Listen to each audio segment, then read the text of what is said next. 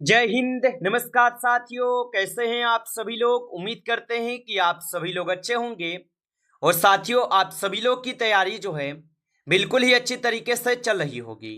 तो साथियों, आज के इस क्लास में हम सभी लोग जो है बिहार बीएड इंट्रेंस एग्जाम 2026 के लिए जो है टॉप ऐसे इंपोर्टेड और चुनिंदे प्रश्नों को देखेंगे, जो कि साथियों आपके 7 जून के एग्जाम के लिए काफी ही इंपोर्टेंट है।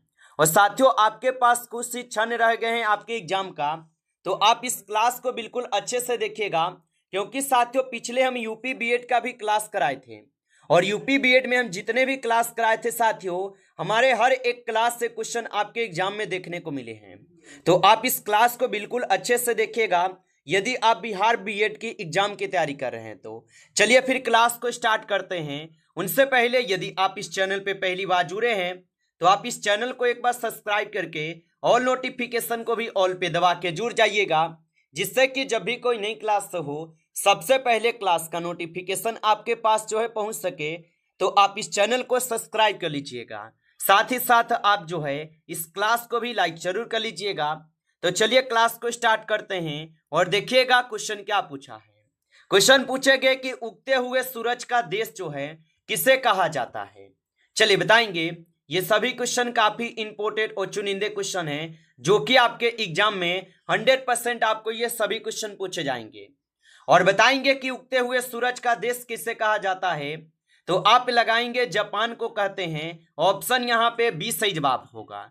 चलिए अगला प्रश्न देखेंगे। यहाँ पे क्वेश्चन पूछे गए कि किस संविधान संशोधन के द्वारा मताधिकार की आयु को 21 वर्ष से घटाकर 18 वर्ष जो है कर दिया गया था। तो वह कौन सा संविधान संशोधन था जिस समय जो है 21 वर्ष से घटाकर मतदान की आयु 18 वर्ष की गई थी। तो याद रखेंगे यह थे आपके 61वां संविधान संशोधन अधिनियम 1989। ऑप्शन यहाँ पे जो है सी करेंगे आप सही जवाब।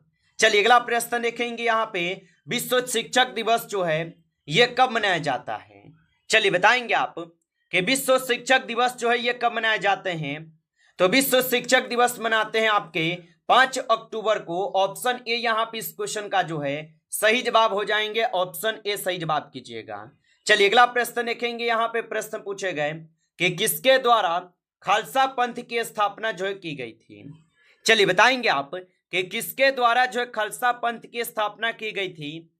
तो खालसा पंथ की स्थापना गुरु गोविंद सिंह के द्वारा किए गए। ऑप्शन यहाँ पे बी सही जवाब होगा। चलिए अगला प्रश्न देखेंगे। प्रश्न है भाखड़ा नागल परियोजना जो है यह किस नदी पर स्थित है। चलिए बताइएगा कि भाखड़ा नागल परियोजना किस नदी पर स्थित होगा। तो ये स्थित हो जाएंगे सतलज नदी पे। ऑप्शन यहाँ पे बी सही जवाब होगा, सतलज नदी पे स्थित होगा। चलिए अगला प्रश्न देखेंगे। यहाँ पे प्रश्न पूछे गए कि सूर्य ग्रहण होता है जब डैश हो। तो याद रखेंगे आप कि सूर्य ग्रहण तब होता है जब चंद्रमा सूर्य और पृथ्वी के बीच आता है। ऑप्शन यहाँ पे डी लगा रहे हैं तो सही जवाब है, याद रखेंगे। चलिए अगला प्रश्न देखेंगे। यहाँ पे प्रश्न पूछे गए हैं और प्रश्न क्या पूछे कि NCTE है। चलिए बताएंगे। तो NCTE क्या हो जाएगा। तो यहाँ पे इस क्वेश्चन का सही जवाब क्या होगा। तो यहाँ पे इस क्वेश्चन का सही जवाब national counselling for teacher education हो जाएगा। ऑप्शन ए कीजिएगा सही जवाब। अगला प्रश्न देखेंगे। यहाँ पे 8 नंबर है कि जैनवाद के अनुसार कितने तीर्थकर हैं। चलिए बताएंगे आप कि जैनवाद के अनुसार कितने तीर्थकर होगा। तो जैनवाद के अनुसार जो है कुल आपके 24 तीर्थकर हुए हैं। ऑप्शन ए यहाँ पे सही जवाब है, 24 तीर्थकर हुए हैं। चलिए अगला प्रश्न देखेंगे। और प्रश्न यहाँ पे क्या पूछे गए कि भारत का राष्ट्रपति राज्यसभा के लिए कितने सदस्य जो है मनोनीत कर सकता है। तो भारत का जो राष्ट्रपति है ये राज्यसभा के लिए कितने सदस्यों को मनोनीत कर सकते हैं। तो याद रखिएगा यहाँ पे सही जवाब हो जाएंगे 12 सदस्य। ऑप्शन ए सही जवाब है, 12 सदस्यों को मनोनीत कर सकते हैं। चलिए अगला प्रश्न देखेंगे। यहाँ पे प्रश्न पूछे गए कि किस क्षेत्र में बुकर पुरस्कार जो है जीता जाता है। चलिए बताएंगे कि किस क्षेत्र में बुकर पुरस्कार जीता जाता है। तो ये जीते जाते हैं आपके कहाँ पे, तो कथा साहित्य में। ऑप्शन ए यहाँ पे सही जवाब होगा। चलिए अगला प्रश्न देखेंगे। यहाँ पे 30 नंबर है कि चौथा खंबा सत्य प्रत्यय संप्रत्यय संदर्भित जो है करता है। तो चौथा खंभा संप्रत्यय जो है ये संदर्भित करता है, तो ये करते हैं आपके प्रेस को। ऑप्शन यहाँ पे बी सही जवाब है, प्रेस को करते हैं। चलिए अगला प्रश्न देखेंगे। यहाँ पे भारतीय नेपोलियन जो है किसे कहा जाता है? चलिए बताएंगे आप कि भारतीय नेपोलियन जो है किसे कहा जाता है। तो भारतीय नेपोलियन यहाँ पे कहे जाते हैं आपके समुद्रगुप्त को। ऑप्शन यहाँ पे सही जवाब है, समुद्रगुप्त को कहते हैं। चलिए अगला प्रश्न देखेंगे। प्रश्न यहाँ पे पूछे गए कि जैव विविधता दिवस जो है ये कब मनाया जाता है? तो जैव विविधता दिवस कब मनाया जाता है? तो जैव विविधता दिवस जो है ये मनाए जाते हैं कब? तो ये मनाए जाते हैं आप सभी लोग का 22 मई को। ऑप्शन यहाँ पे जो है 20 सही जवाब है, 22 मई को मनाए जाते हैं। चलिए अगला प्रश्न देखेंगे। प्रश्न यहाँ पे दिए गए और 60 नंबर प्रश्न है कि सौर मंडल के किस ग्रह को निकट ग्रहों के रूप में जो है जाना जाता है? चलिए बताएंगे कि सौर मंडल के किन ग्रहों को निकट ग्रहों के रूप में जाना जाता है। तो यहाँ पे आप 60 नंबर क्वेश्चन का सही जवाब ऑप्शन बी करेंगे, बुध एवं शुक्र होगा। ऑप्शन बी सही जवाब होगा। चलिए अगला प्रश्न देखेंगे यहाँ पे कि रेटिनॉल का सामान्य नाम है। चलिए बताइएगा आप। और आप अभी तक इस क्लास को लाइक नहीं किए होंगे तो क्लास को एक बार आप जरूर लाइक कर लीजिएगा।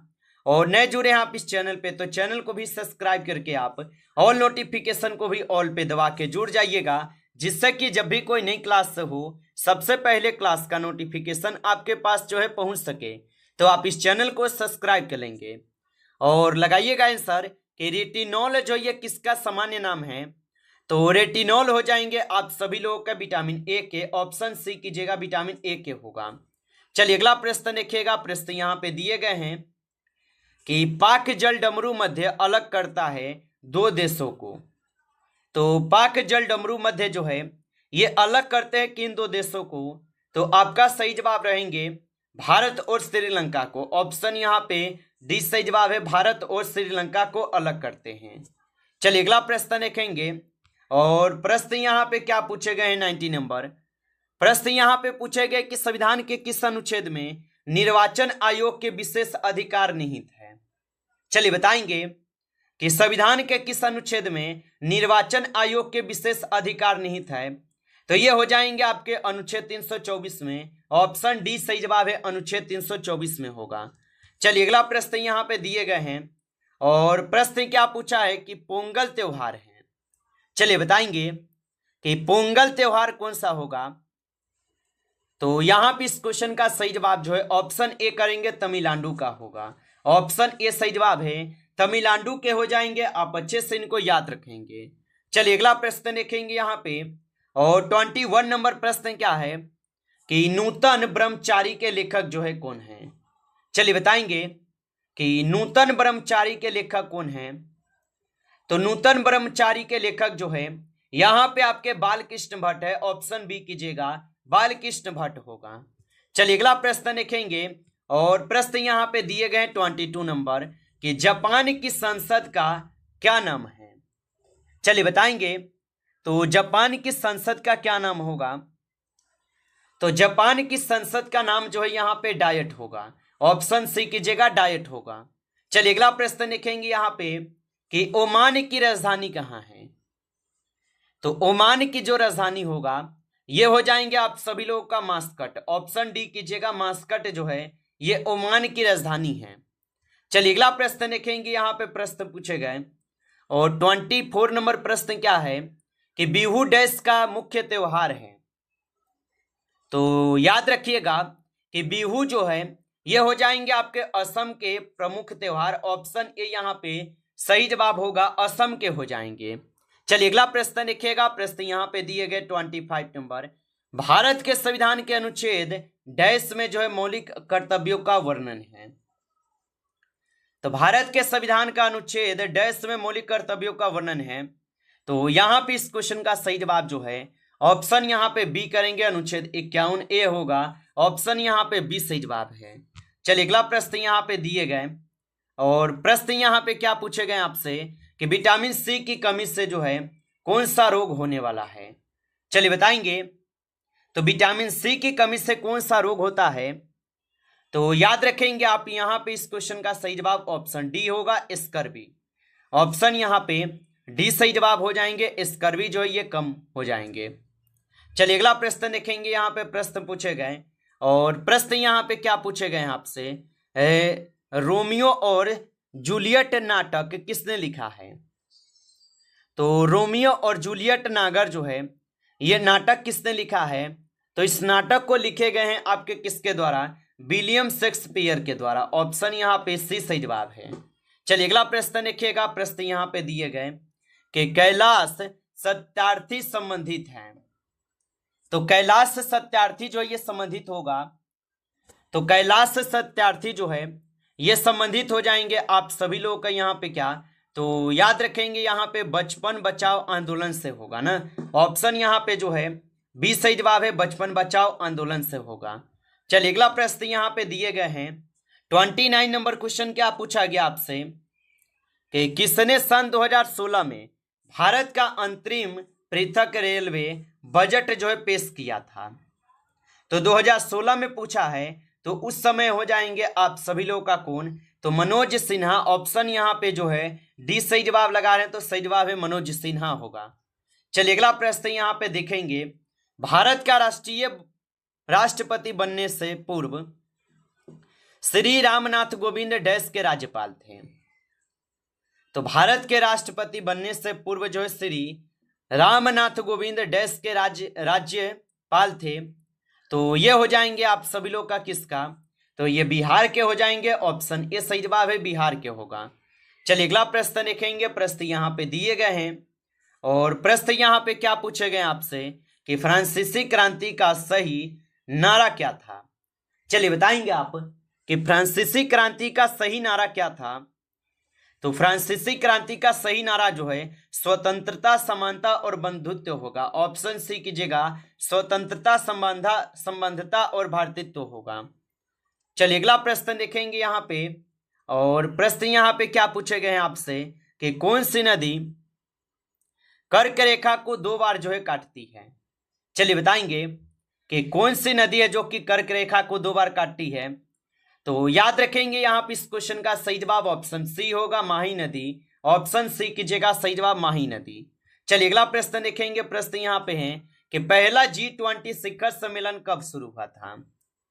तो पहला G20 शिखर सम्मेलन जो ये शुरू हुआ था, ये शुरू कब हुए थे, तो 2008 में।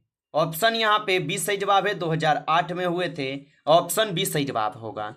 चलिए अगला प्रश्न यहाँ पे दिए गए कि डैश को भारत में सर्वाधिक पुराना ग्रंथ माना जाता है।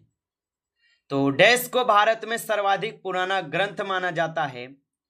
तो यहाँ पे इस क्वेश्चन का सही जवाब ऑप्शन डी होगा, ऋग्वेद। ऑप्शन डी कीजिएगा, सही जवाब ऋग्वेद होगा।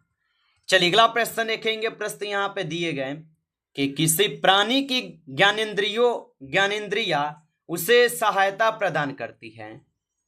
तो किसी प्राणी की ज्ञानेंद्रिया उससे सहायता प्रदान करती है, तो ये करते हैं आपके उद्दीपक के प्रति अनुवांशिक्रिया में। ऑप्शन यहाँ पे जो है डी सही जवाब होगा। आप अच्छे से इनको याद रखेंगे।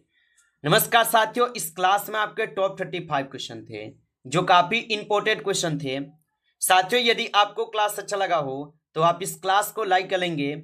नए जुड़े हैं आप इस चैनल पे तो चैनल को भी सब्सक्राइब करके ऑल नोटिफिकेशन को ऑल पे दबा के जुड़ जाइए, जिससे कि जब भी कोई नई क्लास हो सबसे पहले क्लास का नोटिफिकेशन आपके पास जो है पहुंच सके। तो आप इस चैनल को सब्सक्राइब कर लीजिएगा। चलिए फिर मिलते हैं आपसे नेक्स्ट टॉपिक के साथ। तब तक के लिए जय हिंद, जय भारत।